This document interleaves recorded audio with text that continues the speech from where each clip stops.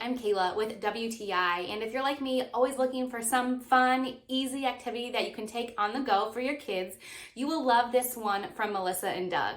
This is the Safari Animals Scratch Art, and it is so much fun for little ones who love animals.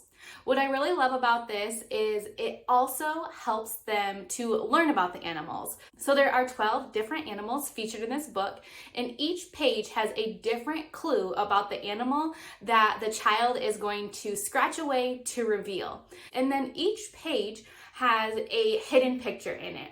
So you are supposed to scratch away the sections that have a little dot on them, and then if you scratch at the star space, that actually shows the animal name.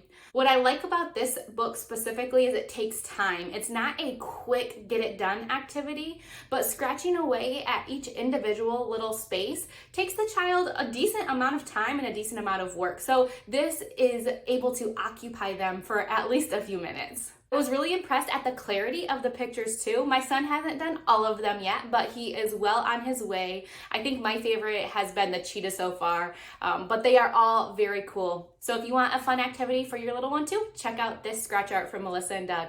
And that's just our point of view.